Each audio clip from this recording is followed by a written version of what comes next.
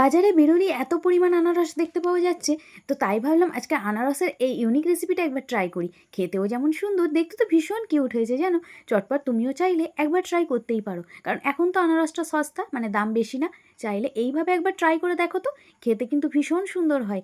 আবারও বলছি, চাইলে একবার অন্তত ট্রাই করে দেখতেই পারো। তার জন্য কিছুই না, লাগবে একটা আনারসটাকে ভালো করে খোসাগুলো ছাড়িয়ে জল দিয়ে ধুয়ে নাও। দেখবে এরকম একটা পর্যায়ে আসবে। আর আনারসের ওই যে চোখ বলে, সেগুলোকে একটু বাদ দিয়ে দেবে, নইলে গলা চুলকাতে পারে। অনেকেরই প্রবলেম হয়, আবার অনেকের হয় না। দেন আরও একটা স্লাইস করে নিয়ে একটা গ্রেটার দিয়ে জাস্ট এইভাবে গ্রেট করে নাও।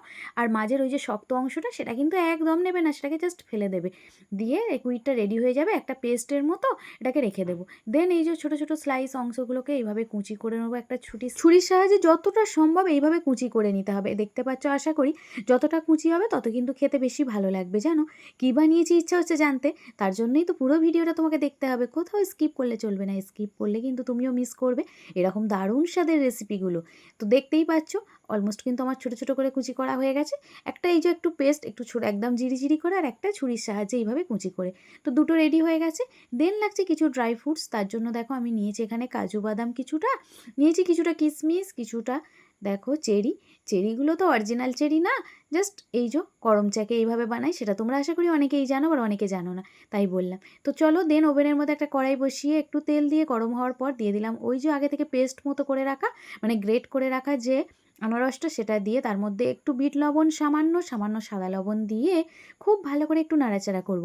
এই যে দেখো একটু জলটা যখন শুকিয়ে আসবে, দেন দিয়ে দেওয়া হলো ওই যে কুঁচো করা, মানে ছুরি দিয়ে কাটা যে অংশগুলো ছিল আনারসের, সেটা দিয়েও আবার সুন্দর করে একটু নাড়াচাড়া করে নিতে হবে এইভাবে। মানে যতক্ষণ না আনারসটা সিদ্ধ হয় ততক্ষণ একটু অপেক্ষা করব।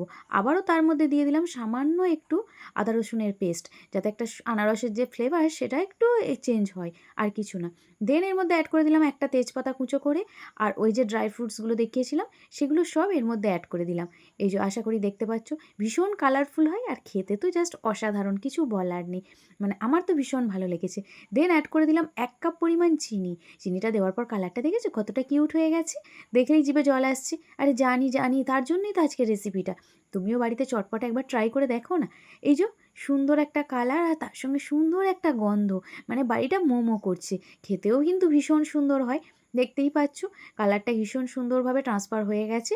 এই পর্যায়ে একটু সিদ্ধ করার জন্য 5 থেকে 7 মিনিট একটু ফুটিয়ে নিতে হবে, নইলে ওই যে আনারসটা শেষে যেটা দিলাম সেটা সিদ্ধ হবে না। তাই একটু এইভাবে নাড়াচাড়া করলে, যখন দেখবে জলটা বেশ শুকিয়ে গেছে, তখন ঠান্ডা হওয়ার জন্য রেখে দেবো। আর এই যে ফাইনাল লুকটা দেখেছো, আশা করি দেখলে সিরিয়াসলি জিভে জল আসবেই।